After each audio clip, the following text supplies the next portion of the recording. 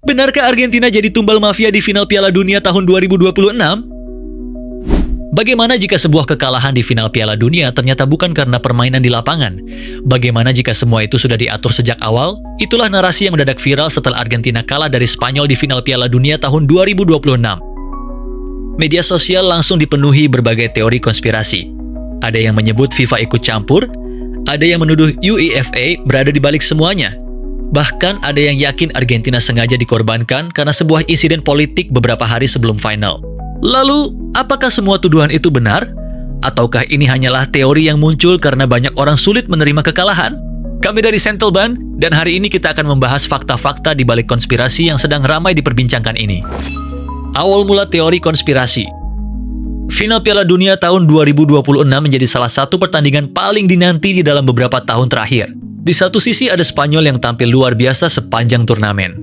Mereka memainkan sepak bola menyerang, disiplin, dan sangat efektif.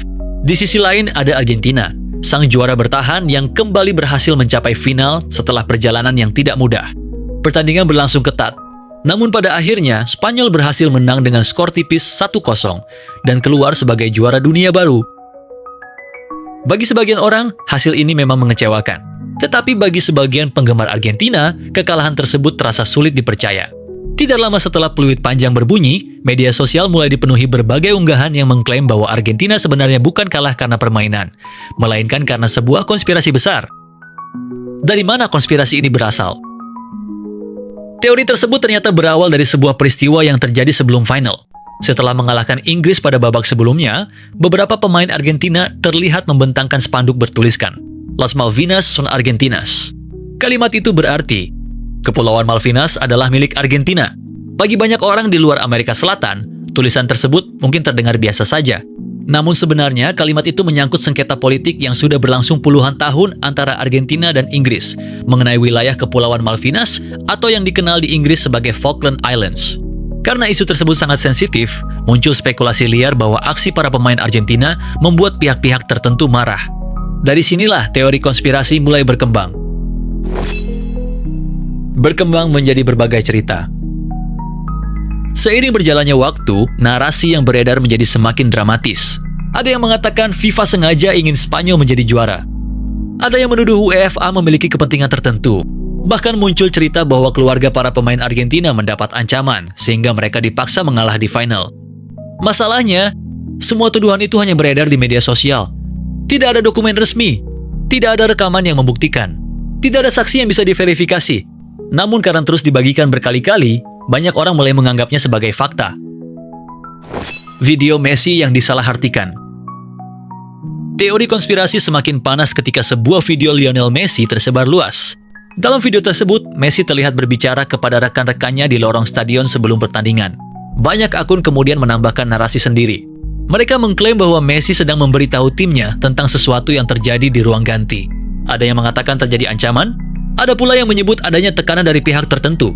Padahal jika video itu dilihat secara utuh, tidak ada bukti yang menunjukkan adanya kejadian seperti yang dituduhkan. Video tersebut hanya dipotong sebagian sehingga memunculkan berbagai tafsir yang berbeda. Apa kata pelatih Argentina? Di tengah ramainya berbagai tuduhan tersebut, pelatih Argentina Lionel Scaloni akhirnya memberikan tanggapan. Ia menolak seluruh teori konspirasi yang beredar.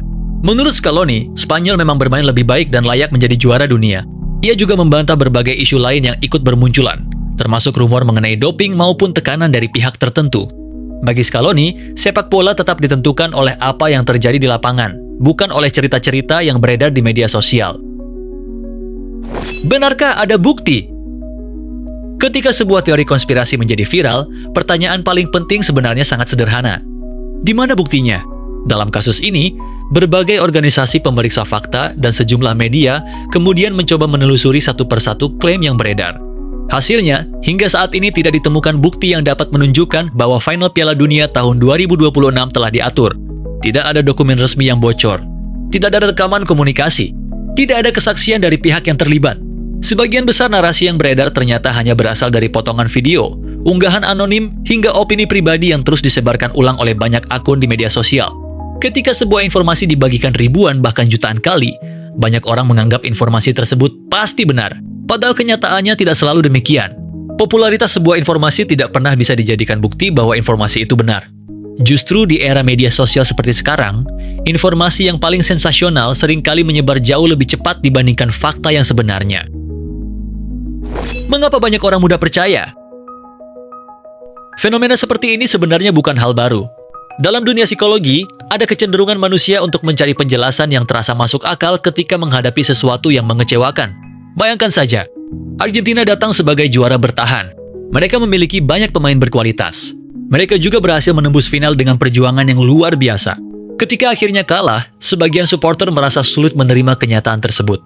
Daripada mengakui bahwa lawan memang bermain lebih baik, muncul keinginan untuk mencari penyebab lain. Dan disitulah teori konspirasi mulai berkembang. Semakin mengejutkan ceritanya, semakin banyak orang yang penasaran. Semakin banyak yang penasaran, semakin cepat pula cerita itu menyebar. Bukan pertama kali terjadi. Kalau dipikir-pikir, hampir setiap Piala Dunia selalu melahirkan teori konspirasi. Pada tahun-tahun sebelumnya pernah muncul tuduhan mengenai wasit yang dianggap memihak. Ada yang menuduh penggunaan VAR tidak adil, ada pula yang menganggap FIFA sengaja menguntungkan negara tertentu. Namun hingga kini, sebagian besar tuduhan tersebut tidak pernah berhasil dibuktikan. Artinya, teori konspirasi memang hampir selalu muncul ketika pertandingan besar berakhir dengan hasil yang tidak sesuai harapan sebagian penggemar. Final Piala Dunia tahun 2026 pun tidak luput dari fenomena yang sama. Lalu, bagaimana dengan penampilan Spanyol? Di sisi lain, kita juga tidak boleh melupakan fakta yang terjadi di atas lapangan. Sepanjang turnamen, Spanyol memang tampil sangat konsisten. Mereka memiliki organisasi permainan yang rapi. Lini tengah mereka mampu menguasai pertandingan. Pertahanan mereka sulit ditembus. Dan ketika mendapatkan peluang, mereka mampu memanfaatkannya dengan efektif. Di final pun, Spanyol tampil disiplin sejak menit awal.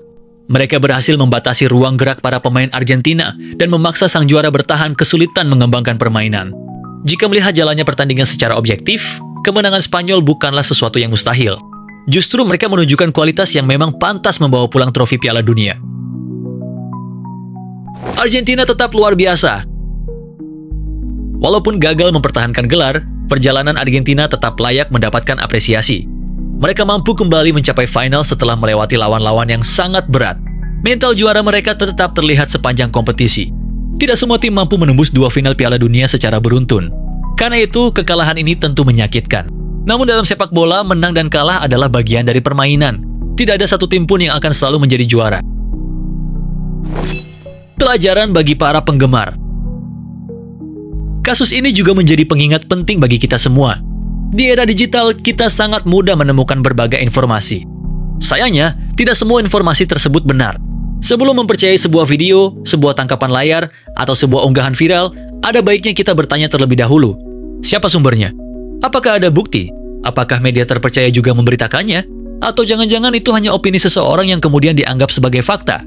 Kemampuan untuk menyaring informasi menjadi semakin penting, terutama ketika membahas isu besar seperti Piala Dunia yang memang selalu menarik perhatian miliaran orang.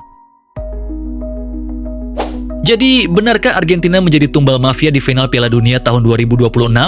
Hingga saat ini, jawabannya adalah tidak ada bukti yang dapat mendukung tuduhan tersebut.